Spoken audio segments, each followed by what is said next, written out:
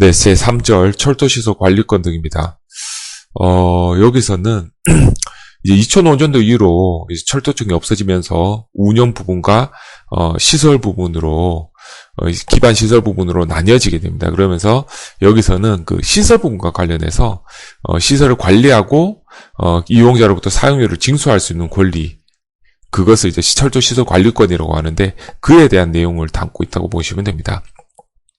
제26조 철도시설 관리권 1항 국토부 장관은 철도시설을 관리하고 그 철도시설을 이용한 자로부터 사용료를 징수할 수 있는 권리를 설정할 수 있다고 되어 있습니다. 요 이제 철도시설을 관리하고 이용자로부터 사용료를 징수할 수 있는 권리를 철도시설 관리권이라고 법률에서는 명시하고 있습니다. 이것을 이제 설정한다고 되어 있는데, 이제 설정이라는 단어를 좀 생소하게 들리실 수도 있는데, 혹시 전세권 설정이라는 얘기를 들어보셨을 겁니다.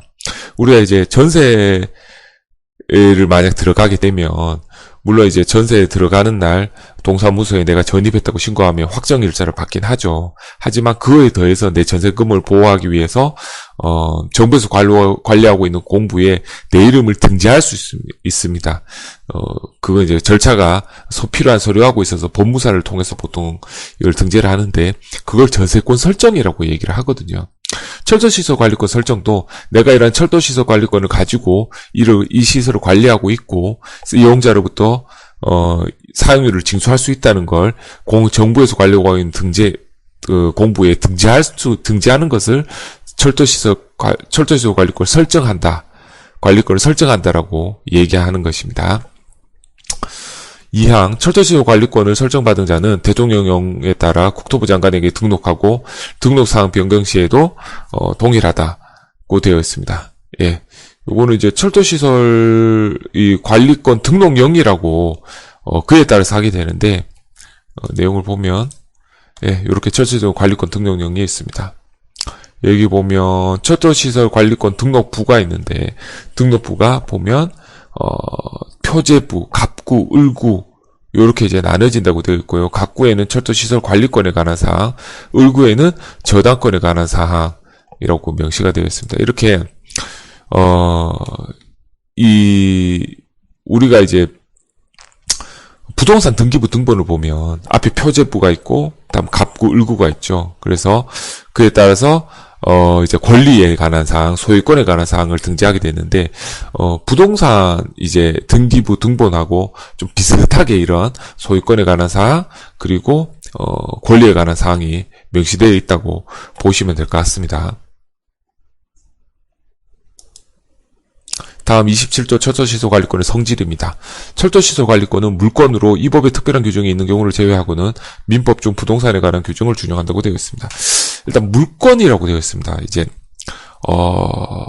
물권이라고 하면 특정 물건을 직접 지배하는 이제 권리를 말합니다. 그리고 채권이라고 들어보셨을 건데, 채권은 그에 대해서 이제 청구하는 권리라고 이해하시면 돼요. 예를 들어서 내가 1억을 빌려줬어요. 누군가에게. 그 사람이 1억을 안 갚습니다. 근데 그 사람이 1억짜리 집을 가지고 있어요. 그럼 내가 그 사람한테 내가 그 1억을 안 받을 테니 그 집을 나한테 달라고 얘기할 수가 있습니다. 하지만 내가 그 집을 그냥 들어가서 내 집처럼 소유할 수는 없어요. 그리고 그러한 권리를 행사할 수가 없습니다. 만약 그거 하려고 하면 법원에 청구해서 내가 청구권 채권이 1억이 있기 때문에 이것을 내가 받고 싶다라고 해서 그런 절차를 거쳐야지 내게 되는 거죠. 그러니까 내가 청구하는 건 채권, 그걸 가지고 있는 것은 물권입니다. 즉 철도시설 관리권이 물권이라고 하는 건 청구권이 아니고, 이거는 그에 대한 소유권과 같은 그런 배타적 권리를 가지고 있다는 걸 의미하고 있습니다. 그리고 이 법에서 특별한 규정이 있는 경우를 제외하고는 민법적 부동산에 관한 규정을 준용한다고 되어 있는데, 아까 말씀드렸다시피 철도시설 이제 그 철도시설 관리권 등록부에 보면 이제 아까 표제부, 갑구, 을구처럼 부동산 등기부 등본과 비슷하다고 말씀드렸죠. 예, 그것처럼 거기에 소유권이나 갑구, 을구에 관한 내용이 명시되어 있기 때문에 민법 중에 부동산에 관한 규정이 준용된다는 거, 그와 연계해서 생각하시면 쉽게 이해가 될 것 같습니다. 다음 28조 저당권 설정의 특례. 저당권이 설정된 철도시설 관리권은 그 저당권자의 동의가 없으면 처분할 수가 없습니다. 요거는 이해는 되시죠? 근데 철도시설 관리권에 저당권이 설정된다는 게 어떤 의미인가 저는 좀 고민을 한번 해봤는데요. 이제 제가 이해했던 한 거는 요게 이제 2022년도 동인천 역사가 이제 그 점유허가 기간이 끝나면서 국가로 귀속이 돼야 됩니다. 근데 여기에 각종 유치권이나 저당권, 뭐 근저당권 등이 설정돼 있어서 지금 이제 소유를 하지 못한다는 거죠. 즉, 뭐 당연한 얘기일 수도 있는데 이렇게 저당권이 설정된 철도시설 관리권은 그 저당권자의 동의가 없으면 처분할 수 없다. 라고 그렇게 이해를 했습니다. 저는 29조 권리의 변동.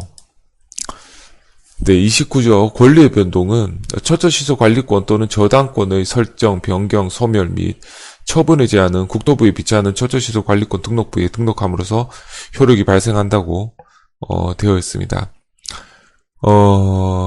이거는 이제 아까 등록부를 한번 이제 보시면 철도시설 관리권 등록부가 있습니다. 요 표제부가 있고요. 그다음에 이제 여기 이제 갑구에는 철도시설 관리권에 대한 내용이 나와 있고요. 을구에는 저당권에 관한 내용이 나와 있죠. 이렇게 이제 철도시설 관리권, 저당권의 내용이 철도시설 관리 등록부에 명시가 되어 있기 때문에 만약 이에 대한 설정, 변경, 소멸, 처분이 있으면 거기에 다시 등재해야 되겠죠. 등재함으로써 그 효력이 발생된다고 되어 있는 겁니다. 다음 2항 철도시설 관리권의 등록에 관하여 필요한 사항은 대통령령으로 정한다고 되어 있습니다. 예, 이 대통령의 이제 철도시설 관리권 등록령이라고 명에 명시되어 있다는 거죠.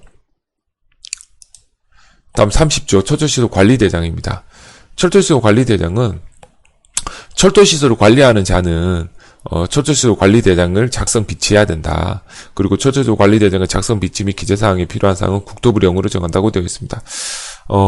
이거는 이제 철도시설 관리권 등록부와 다른 내용입니다. 그러니까 철도시설 관리권 등록부는 정부에 기재돼 있어 정부에 가지고 있는 내용 공부로서 이에 대해서는 상당한 큰 효력을 가지고 있죠. 아까 전세권 설정이라고 얘기한 것처럼 철도시설 관리권을 설정하는 것이기 때문에 이에 대해서는 절차도 어느 일정한 절차를 거쳐야만 되고 변경을 하려고 하면 등재를 하는데 그 효력도 상당히 큰 효과가 있지만 철도시설 관리대장은 이 관리하는 자가 별도로 이 관리대장에 작성해갖고 비치하고 뭐 기재사항 하는 걸로 장부 같은 걸 이제 장부를 작성한다라는 것이기 때문에 철도시설 관리권 등록부와는 상당한 차이가 있다는 걸 인지하시기 바랍니다.